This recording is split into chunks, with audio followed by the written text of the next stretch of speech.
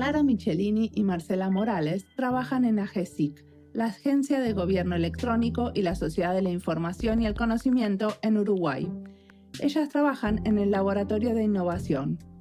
No sé si se acuerdan, pero en el episodio 26 entrevisté a Rodrigo Goñi, que también trabaja en la misma agencia de gobierno en Uruguay, pero en otro sector. Clara y Marcela nos van a contar qué hicieron antes de empezar en este laboratorio, qué hacen en el laboratorio de gobierno y qué se imaginan haciendo en el futuro. Escuchemos su historia. Mi nombre es Mariana Salgado y esto es Diseño y Diáspora.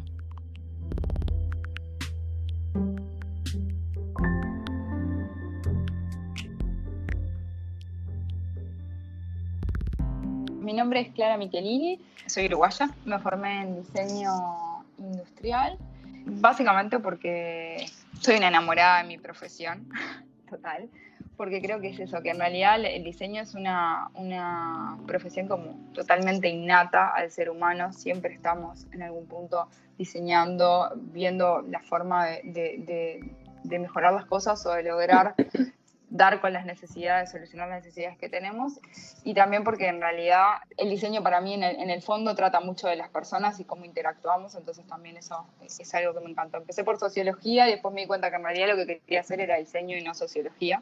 Y después en mi aplicación del diseño me fui especializando en tecnología y en metodologías ágiles, un poco por los proyectos que me fueron tocando, entonces en realidad me servía como empezar a conocer más otros mundos con los cuales dialogaba. Entonces, otra cosa que he aplicado bastante, o sea, otro de las herramientas que llevo en la mochila, es la parte de los ejercicios energéticos a nivel de mindfulness, podrían ser más, o también algunos de yoga, de eso, de poder también mover la energía, todo lo que es contractura y te predispone para un ejercicio creativo. Buenísimo, ¿me vas a contar cómo mezclas las dos cosas? ¿O las mezclas o no? Bueno. ¿Aparecen las dos cosas? ¿Podés mezclarlas? Sí. He tenido casos de éxito y he tenido casos en los que no, pero sí, yo creo que en realidad ayudan un montón. Hay que saber cuándo es bueno, que va mucho de la mano de eso, de que yo creo que en todas estas metodologías creativas hay que tener muy buen olfato, Marce que es bastante del buen olfato, de ver cuándo es que el grupo, el proceso, el proyecto está preparado para qué metodología. O sea, yo creo que en sí todas esas herramientas lo que te van haciendo es permitir abrir puertas, dejar de tender puentes, dejar de que fluya, pero si bien, o sea, podés utilizar muchas, algunas realmente fluyen y otras en realidad pueden generar rispideces o resistencias, entonces en realidad hay que saber cuándo. A veces un ejercicio de yoga, a veces simplemente dibujar, a veces es que hablen de lo que les pasa. Buenísimo. ¿A quién más tenemos? Soy Marcela Morales, también diseñadora industrial. Después de que terminé la universidad me fui especializando más bien en gestión y en dirección de proyectos y en procesos de innovación. Soy la que tiene el olfato del equipo cuando no hay que aplicar alguna cosa, como decía Clara. Pero nada, tratando de alguna forma conjugar todo lo que son las metodologías creativas, el pensamiento de diseño, todo eso bueno que tiene el diseño, pero también bajándolo un poco a tierra para que de alguna forma pueda ser aplicado y entendido por otras profesiones que son un poco más, no son tan blandas, son un poco más duras, y tratar de alguna forma tener como un lenguaje en común y un diccionario común de entendimiento para que no se vean como cosas totalmente disociadas, sino que ambas se potencian mutuamente. Ok, y ahora cuéntenme en dónde trabajan, porque trabajan juntas en muchas cosas. Sí, trabajamos juntos hace bastante tiempo, como 6 años, Marce, ¿no? Empezamos trabajando juntas, junto con Emilia, nuestra otra socia. Las tres entramos a trabajar en el correo, a formar parte de un equipo de un proyecto de servicios. La vida nos llevó a trabajar de vuelta juntas en AGESIC, en el Laboratorio de Innovación, y seguimos juntas tratando de emprender con un proyecto de consultoría. De alguna forma, si bien venimos como de profesiones bastante iguales o similares, tenemos perfiles súper complementarios y creemos que también es una forma de, bueno, estar abiertos también a colaborar con otros profesionales y con otros perfiles y con en tratar de llevar mejores proyectos adelante. Me cuentan que es AGESIC. Es una agencia de gobierno, pertenece a la presidencia de Uruguay, y bueno, en realidad nosotros estamos trabajando en el laboratorio de innovación, tratando de aplicar técnicas creativas en distintos proyectos que la agencia lleva adelante. ¿Me contás un poco de cuál es la historia del laboratorio de innovación? ¿Cuándo empezó? ¿Cómo fue? Bueno, el laboratorio de innovación empezó mucho antes que nosotras. En realidad creo que tiene una historia viva, pero de 3, 4 años antes de que nosotras empezáramos, y que es súper rica. ¿Hace cuánto se creó el laboratorio? Se creó empezó en el 2014, o sea, tiene unos antecedentes en el 2014 en lo que se hizo un proyecto de observación de trámites, un observatorio de trámites. Después de eso se fundó el laboratorio propiamente, o sea, eso fue como el antecedente, y empezaron a trabajar con trámites para digitalizar los trámites, haciendo mucho foco en las personas, ¿no? En cómo en realidad ese trámite iba a tocar la vida de las personas y buscando, bueno, ver. ¿Cuánta gente? Vamos a los datos primeros y después me cuentan algún proyecto interesante que hicieron ahí, pero ¿cuánta gente trabaja en el laboratorio? En el laboratorio ahora somos 5. ¿Y son todos diseñadores? No. No. Trabaja Patricia Totorica, que es antropóloga. Después trabaja Rubén, que es más de la parte tecnológica. Betiana, que es de la parte de comunicación.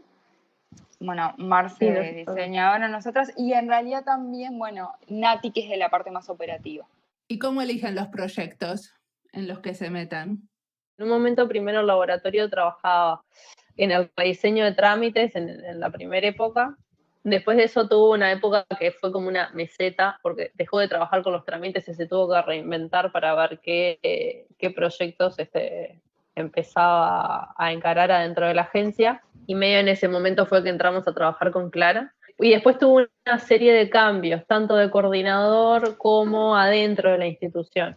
Y nada, después tuvimos como un momento en donde tratamos de alguna forma definir qué tipo de servicios puede dar el laboratorio, y ahí empezamos, como decir, trabajamos con todas las áreas de la agencia y empezaban a entrar proyectos. Algunos proyectos eran como para aplicar la metodología completa, otros no, eran solamente intervenciones de ir y hacer un taller de, no sé, de ideación, o ir y hacer un taller de experimentación, eran cosas muy puntuales. Nada, esto tiene que ver un poco también con lo que decía Clara, tipo, estás moviendo un montón de energía, estás moviendo un montón no sé, de esperanzas, de ideas de las personas, y después, para nada, no tiene mucho sentido. Entonces ahora lo que hicimos fue definir como una especie de filtro, llámese, en donde identificamos si realmente, por más que vos quieras venir con un proyecto, si está todo el terreno como para poder trabajar en el proyecto. Por ejemplo, tipo, si tiene respaldo a nivel de la agencia, si tiene presupuesto, si tiene a un gerente de proyecto que esté aparte de comprometido y queriendo hacerlo con nosotros, que realmente entienda parte o esté abierto a entender cómo funciona el proceso. Estamos dándole como esa vuelta al asunto, y en realidad ahora estamos trabajando en pocos proyectos, pero tratando de aplicar la metodología completa, no haciendo intervención. Muy bien, y ustedes en este momento lo que está pasando es que están recibiendo más proyectos de los que pueden agarrar, entonces tienen esa situación donde pueden elegir en qué proyectos se focalizan. O sea, por lo menos a nosotros nos ha resultado común en los distintos proyectos creativos, en los distintos proyectos en los que hemos participado para trabajar con metodologías creativas. Como que en realidad las metodologías creativas potencian un montón el proyecto, realmente logran pensarlo desde otro lugar, lo cual obviamente fomenta soluciones innovativas. Lo que sí termina pasando muchas veces es eso, de que hay como una predisposición para empezar, pero después en realidad no se puede sostener ese compromiso. Entonces, por eso creo que no solo en el laboratorio, sino en cualquier tipo de estos proyectos, el tema del filtro, incluso en metodologías ágiles también, decir, bueno, este proyecto amerita, es un proyecto que está dentro de un terreno complejo, que tiene un grado de incertidumbre o que se juega, tiene un problema tan real y en el cual las soluciones no son tan evidentes, que vale la pena entrarse en un proceso de estos. Creo que eso que tuvimos que definir en el lab, de tener buenos filtros para asegurarnos de que el tipo de proyecto sea un proyecto para pasar por un proceso creativo, le pasa generalmente a otro montón como de proyectos o de metodologías primas. Entonces, ahora me van a contar alguno que fue uno que aprendieron especialmente o se equivocaron especialmente o les parezca especialmente interesante. O sea, un proyecto que para mí siempre lo tengo en el corazón, que es el proyecto que trabajamos en el correo. En realidad me parece que fue un proyecto en el cual pudimos aplicar, o sea, no sé si fue el más de libro o el más de, pero sí creo que se trabajaron un montón de meses con el propósito de mejorar un servicio que se brindaba, que era cómo se enviaba paquetería, y que realmente la forma en la que se fue pensando y todo el proceso realmente fue súper disfrutable y se trabajó mucho con las personas, se trabajó mucho de esto, como lo que hablamos al principio, de decir, bueno, observemos y veamos por dónde hay que avanzar, siempre teniendo como foco el diseño centrado en las personas, que un servicio en realidad vale la pena diseñarlo y repensarlo en la medida de que vos realmente vayas a mejorar la vida de las personas que lo utilizan, entendiendo eso como, digo, para que no quede tan vago como mejorar la vida de las personas, de que realmente les permita terminarlo en mejor tiempo, no se encuentren con ninguna emoción negativa, con frustración y demás. A mí ese proyecto, me parece que aparte pasamos como por un montón de etapas, que son eso, como la parte de salir, de buscar entender, un poco con esto de coraje, o sea, si fueran las etapas esas que utilizamos en el proceso de coraje, o sea, sintonizamos, que son sintonizar, codear y materializar. Y en realidad creo que primero se sintonizaron con las necesidades puertas para adentro, después se validaron afuera, después se volvió a pensar adentro. Tuvimos muchas pruebas de campo del lado de las personas que recibían, del lado de las personas que brindaban el servicio. Estuvimos entregando en camionetas, a pie. O sea, realmente creo que logramos un entendimiento del problema que fue súper bueno y también del contexto previo. Formamos un re buen equipo con las distintas disciplinas con las que trabajaban y después tuvimos la parte de experimentación que en campo, que creo que fue súper positiva. ¿Y qué experimentaron con nuevas maneras de hacer qué con estos paquetes? O sea, ¿en qué consistía este nuevo servicio? Es decir, paquetes se han mandado toda la vida. Lo único que estamos tratando de diseñar es como rediseñar ese servicio que de alguna forma ya existía. La parte de experimentación fue durante todo el proceso, porque nosotros empezamos desde yendo a los locales a ver cómo era que se trabajaba en ese momento, tratando de ver y observar qué era lo que estaba pasando ahí, yendo a los lugares de distribución. Después, durante el desarrollo del proyecto, también íbamos y probábamos. Cuando probábamos muchas veces lo que hacíamos era probábamos varias alternativas en un mismo momento. Como por ejemplo la resistencia de una etiqueta. Y después seguimos probando, después de que el proyecto se puso en funcionamiento. Un ejemplo de ese proyecto que siempre nos acordamos todos es, había una demanda de los usuarios que procesaban los envíos, que no estaban pudiendo leer bien las etiquetas al principio de que se había puesto en implantación el proyecto. Decíamos, ¿cómo que no se leen? No lográbamos entender nosotros por qué era que no se leían si nosotros íbamos y lo probamos en la oficina y funcionaba bien y teníamos el mismo equipo que ellos tenían en el lugar de trabajo. Hasta que un día tuvimos que ir a la planta, ayudar a procesar un montón de envíos de un cliente muy grande e importante, y vimos y entendimos por qué era que no les estaba funcionando. ¿Por qué? Porque la rapidez con la que ellos trabajan no era la misma que nosotros lo hacíamos adentro de la oficina. Algo tan simple como eso, que habrá durado una hora y media el trabajo que habíamos ido a hacer, pero fue instantáneo darte cuenta de cuál era el problema. ¿Por qué? Porque estábamos ahí haciendo lo mismo que ellos hacían todos los días. Eso fue algo súper importante y es algo que siempre seguimos tratando de hacer, porque estar ahí, probarlo y hacerlo, te ayuda un montón a entender qué es lo que está pasando y por qué las cosas muchas veces no funcionan. Puede que no funcionen porque haya un problema de diseño, o puede que no funcionen porque ellos reinterpretaron eso y lo están usando de otra forma que no era la que el diseño previamente lo había definido. ¿Y qué rediseñaron? ¿El lugar donde se pone la etiqueta, el lector de las etiquetas? El diseño de la etiqueta. O sea, los paquetes en realidad cuando se enviaban previo al diseño del servicio, eran directamente alguien hacía una etiqueta a mano, ¿no? Escribía y fijaba que estuvieran los datos. Cuando llegaba a la oficina, en la oficina le decían a ver si faltaba algo más y le etiquetaban un código, pero ese código que le pegaban al paquete no quedaba asociado a los datos de quien lo estaba enviando.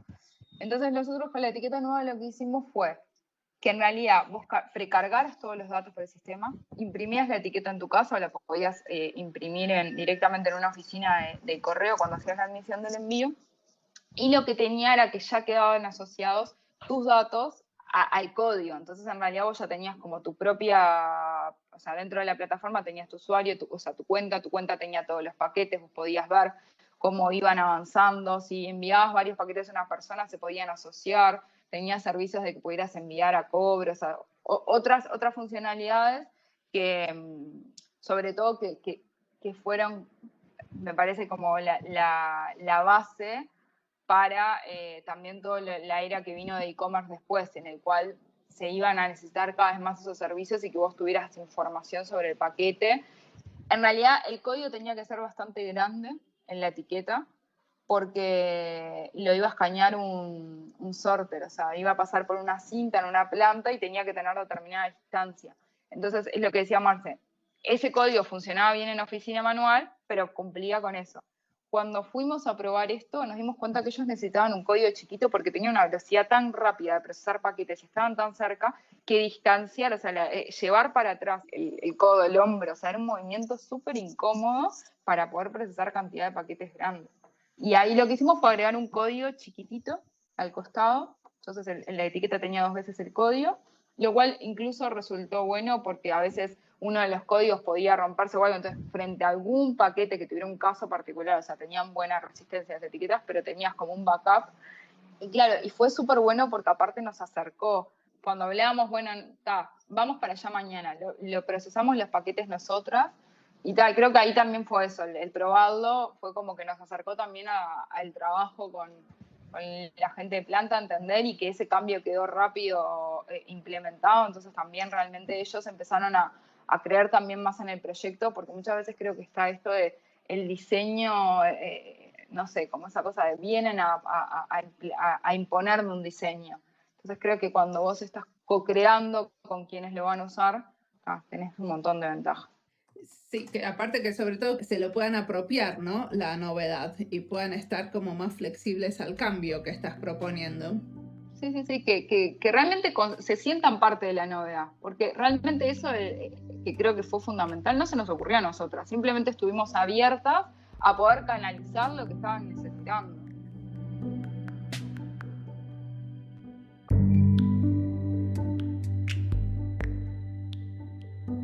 Ellas hablan de filtros para poder elegir en qué proyectos intervenir. Y eso me pareció buenísimo porque muchas veces ponemos mucho esfuerzo en proyectos que le vemos el potencial porque el tema nos interesa, pero se pinchan por otros factores que no tienen nada que ver con el contenido. Puede ser que la gente del equipo no tenga sinergia entre sí o no tenga suficiente aval de los directores intermedios de la organización. Hay muchos factores que se juegan en paralelo. Y estos filtros de los que hablan Clara y Marcela son importantísimos para no perder tiempo y priorizar los proyectos con más potencial. De esto tendríamos que aprender en mi equipo y pensar cuáles son los filtros en nuestro caso, hacia dónde nos mueve cada proyecto, cómo un determinado proyecto nos sirve para demostrar el valor del diseño en un área específica donde no habíamos entrado antes, por ejemplo. Eso podría ser un filtro. Sigamos escuchando su historia.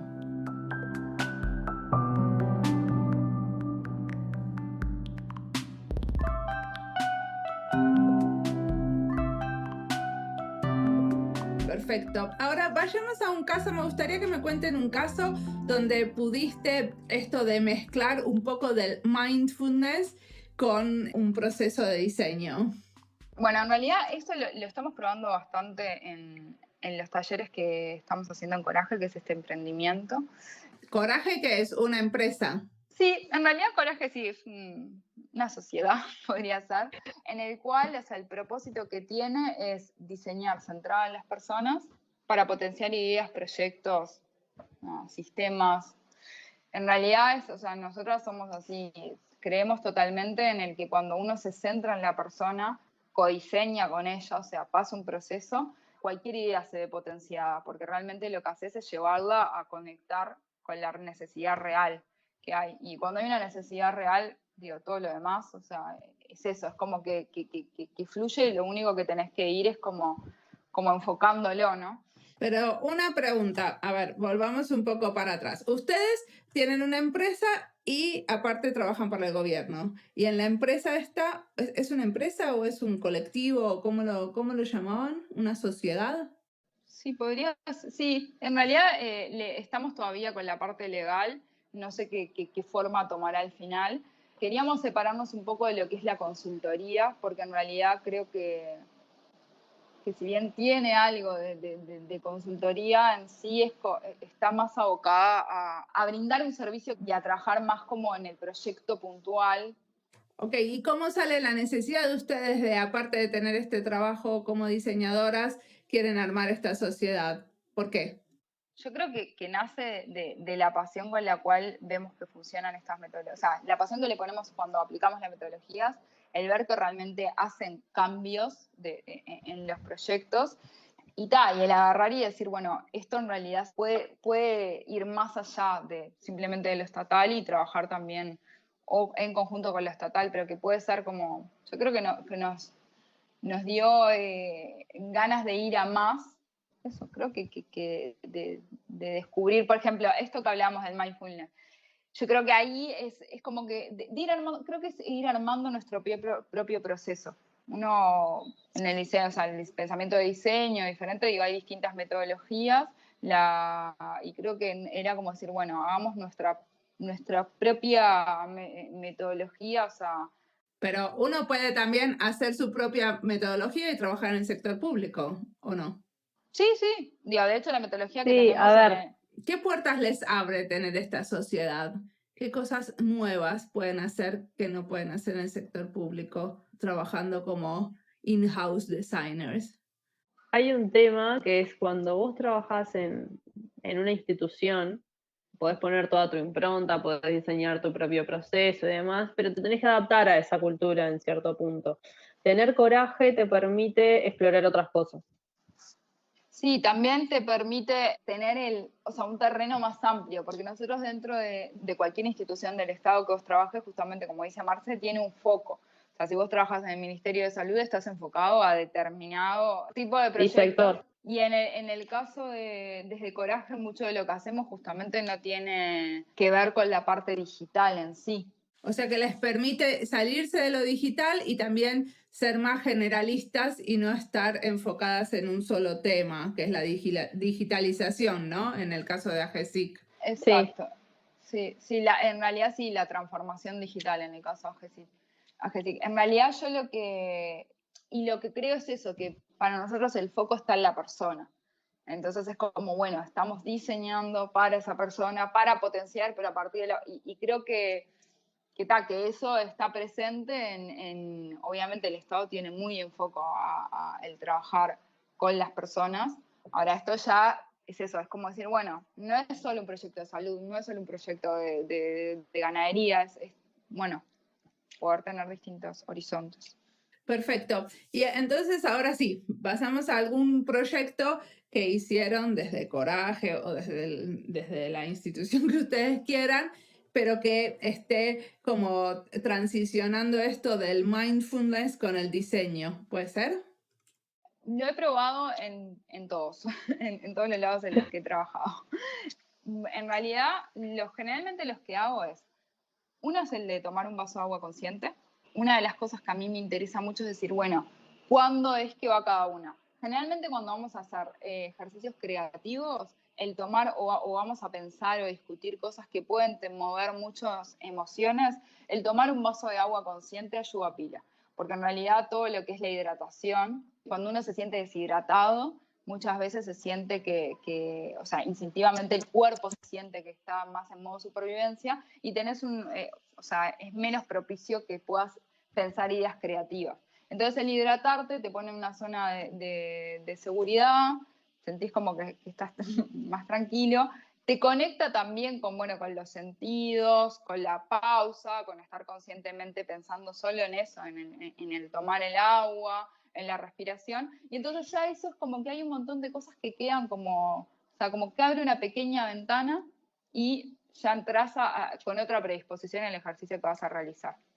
Generalmente cuando hacemos el ejercicio de tomar agua, pedimos que hagan una ronda y que estén parados. A veces lo acompañamos con un ejercicio que se llama PACE, PACE, que en realidad lo que hace es conectar los dos hemisferios del cerebro. Es un ejercicio que nace de la gimnasia cerebral Brain Gym. Y lo que hace es eso, es como ir conectando nuestro cuerpo con la mente. Muchas veces cuando estamos en esos procesos creativos directamente como que nos olvidamos de la parte corporal y en realidad eso, el poner el cuerpo en algún punto, que aparte en realidad siempre estamos poniendo el cuerpo, pero cuando pones el cuerpo de forma más consciente y le invitas al ejercicio, por lo que yo he comprobado, realmente los hemisferios del cerebro se activan ambos y realmente funciona mejor, fluye la creatividad. La primera persona con la que el experimento siempre soy yo, entonces yo veo que a mí me han resultado, entonces por eso invito a los distintos grupos a realizarlo. Lo que sí nos ha pasado es cuando lo hago, siempre pido feedback a lo último, mucha gente te dice que le encantó, hay gente que te dice, vamos a hacer de esos ejercicios, por ejemplo el de Page, que vos caminás como exageradamente, y hay otras que te dicen, me parece que está descontextualizado, como que les incomodó, que te das cuenta que nada, que estaban de repente en una reunión que era compleja y que realmente se sintieron un poco burlados por el ejercicio físico. Entonces, eso es una cosa que todavía estoy calibrando. Y entonces está, ante la duda prefiero hacer el del agua, ya la gente no siente que lo estás haciendo exponerse tanto como los que son más con movimientos corporales. Después está el cerrar los ojos y respirar siempre que hacemos ejercicios de visualización, que los utilizamos un montón como para pensar hacia dónde se quiere ir. O sea, creo que la visualización es una herramienta súper poderosa. Entonces, cuando vamos a hacer ejercicios de visualización, sean en positivo o en negativo, para ver qué se tiene que hacer o qué se tiene que evitar, hacemos un minuto de silencio y de respiración consciente. O sea, eso lo haces, por ejemplo, antes de hacer un brainstorming. Sí, y también visualización puntual también, que la visualización nosotros lo que hacemos más es de repente agarrar, son técnicas que hemos ido aprendiendo, por ejemplo, esta puntual que te voy a contar es de Nesta, y en realidad va a ser una adaptación de Nesta, que en realidad lo que hace es decir, bueno, cerrá los ojos, imagina que estás al final del 2020 y tu proyecto fue un éxito. ¿Qué lo hace que haya sido un éxito? Entonces vos empezás a enumerar cada uno en post-it, una idea por post-it, y después se comparte eso, y en base a eso empezás a armar categorías, decir, bueno, entonces en realidad hay 3 grandes, o sea, encontrás patrones, armás las categorías, y después sobre eso definís pasos hacia la acción para lograr construir eso de antemano. En realidad la vez que lo probamos con esta, era un ejercicio que es igual de poderoso, que es, bueno, es final de 2020 y todo fue un desastre. ¿Qué pasó para que fuera un desastre? Entonces, pues lo que haces es decir, bueno, nosotros general lo adaptamos a positivo y generalmente lo usamos más en positivo que en negativo, pero en algunos casos lo hemos usado en negativo. Ese es un buen ejemplo en el cual la respiración antes de cerrar los ojos, o sea, cerrando los ojos, pero en unos momentos de respiración te ayuda. ¿Y qué les gustaría estar haciendo? Supongo que con coraje en el futuro. ¿Qué se ven haciendo? ¿Qué les encantaría hacer que no hicieron hasta ahora? Bueno, yo creo que con muchos proyectos que entiendan que la persona está en el centro es fundamental para lograr construir ideas poderosas. Ojalá que con más gente, o sea, yo muchas veces pienso que uno de los desafíos, o sea, sí que enfrentan como las pequeñas sociedades, es que muchas veces es difícil como dar el salto y poder trabajar con más personas y realmente lograr que eso crezca. Entonces, o sea, me encantaría que en el 2023 haya 20 personas trabajando en Coraje, que tenga un ambiente laboral súper así creativo, divertido y humano. Y poder estar trabajando en proyectos que realmente puedan colaborar con desafíos que estamos enfrentando, ¿no? O sea, desafíos a nivel de salud, desafíos a nivel de discriminación, desafíos a nivel de medio ambiente. Una de las cosas que me encantaría que sucediera es que todo esto que estamos queriendo hacer y que se está haciendo muy de a poco ayude a que en un par de años hayamos logrado tipo ampliar la visión y transformar de alguna forma nuestras profesiones. En el mundo esto ya va mucho más rápido, pero acá sería buenísimo poder estar viendo y viviendo todo eso. ¿Transformarla en qué sentido? Porque hasta ahora lo que me dijeron es como muy en línea con lo que vienen haciendo, lo de poner la gente en el centro. Sí, si bien nosotros, es raro en realidad, pero hoy hablábamos con Clara de que, por ejemplo, cuando nosotros empezamos a trabajar en el proyecto que te contábamos, estamos hablando que era 2012. Y nada, acá en Uruguay no se hablaba nada de experiencia de usuario, ni de UX, ni nada de eso, y fue como muy intuitivo todo eso. Entonces una de las cosas que me gustaría es estar viendo hacia dónde va a dar como el nuevo salto, por decirlo de una forma. Fue muy intuitivo ese proceso que fuimos llevando y que ahora están los libros, no era que en ese momento no estuviera, pero no era de uso tan cotidiano. ¿Y qué cosas las inspiran ahora? Porque ahora estoy leyendo un libro que se llama Judgment Detox de Gaby Bernstein, que es como una desintoxicación de todos los juicios que hacemos todo el tiempo y cómo eso en realidad, cómo nuestro propio sistema de creencias nos termina limitando a ver como nuevas posibilidades, que es como, bueno, bastante de la parte espiritual y creo que tiene de eso, no sé, los 4 acuerdos, o sea, siempre me sirvieron un montón a nivel laboral, pero creo que en realidad, o sea, si lo tuviera que sacar de esos libros puntuales en sí, o de series o de cosas, lo que sí recomendaría es de que te nutras de lo que te gusta, porque cuando te vas nutriendo de lo que te gusta y lo que realmente se te hace fácil, después lo terminás llevando a tu profesión y transformás tu profesión. Entonces es como que en eso a mí me ha servido pila, como que. Ok, los 4 acuerdos, ¿te referís a ese libro sobre los toltecas? Sí, exacto. ¿Te puedo preguntar cómo te sirvió esto de la sabiduría tolteca para tu trabajo? Sí, en realidad lo que me sirvió es un libro muy cortito y fácil de leer y en realidad, o sea, creo que el que tiene el 5.º acuerdo nunca lo terminé de leer, pero lo de los 4 acuerdos, en realidad no te tomes nada personal, da lo mejor de vos, sé impecable con tus palabras y me está faltando uno.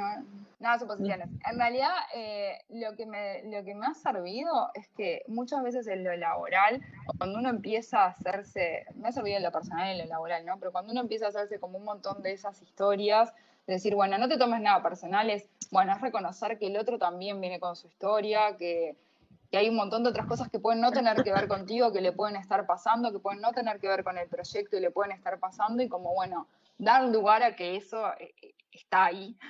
Entonces, el reconocer de que por lo menos dar el beneficio ese de la duda de, bueno, esto capaz que. Me parece que eso ya hace de que en realidad eso, como que te saques de.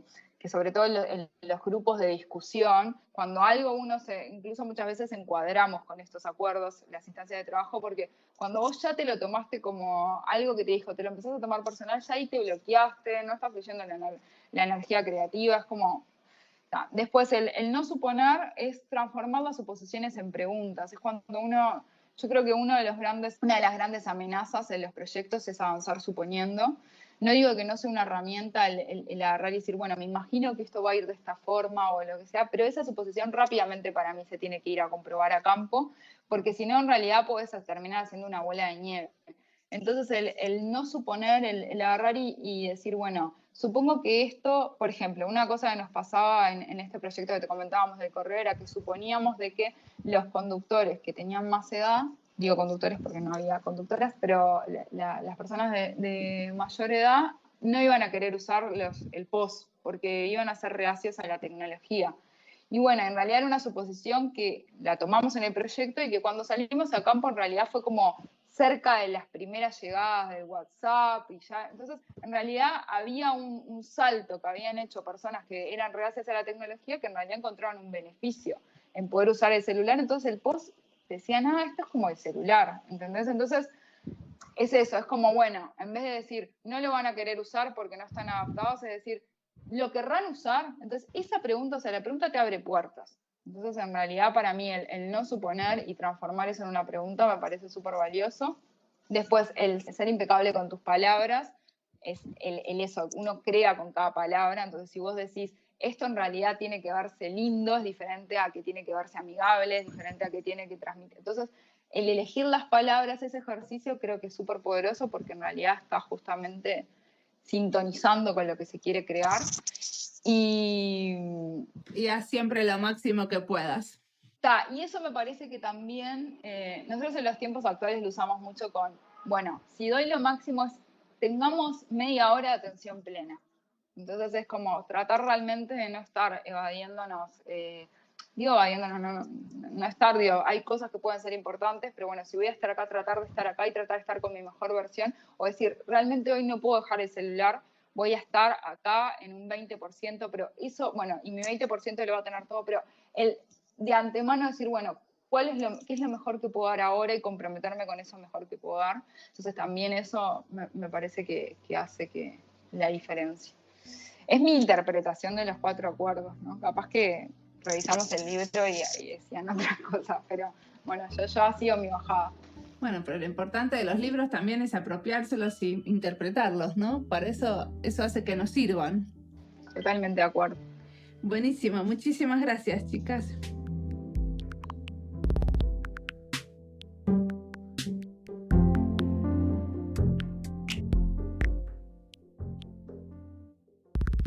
Me gusta que Clara y Marcela hagan hincapié en la creatividad y para dar lugar a la creatividad usan técnicas de mindfulness. En otro momento de mi vida hice mucha meditación y quizás por eso creo en la conexión entre la creatividad y la meditación. Son necesarios, por lo menos para mí, esos momentos de estar muy conectado con el momento presente y uno mismo para que pueda surgir algo creativo. Y la meditación deja lugar, abre espacios en blanco. Meditar para mí es como regalarse un cuaderno nuevo para poder explorar lo que salga sin saber muy bien qué puede salir y no dejarlo estar, ser en blanco, estar en blanco, conectando solo con el momento y el cuerpo. Y ellas nos cuentan sobre el libro de sabiduría tolteca, Los 4 acuerdos, y con esto, de rescatar la sabiduría de pueblos indígenas, me hacen acordar al trabajo de varios otros diseñadores que piensan en diseños otros o diseño para el pluriverso. De eso hablamos en episodios anteriores, por ejemplo con Alfredo Gutiérrez Borrero en el episodio 90.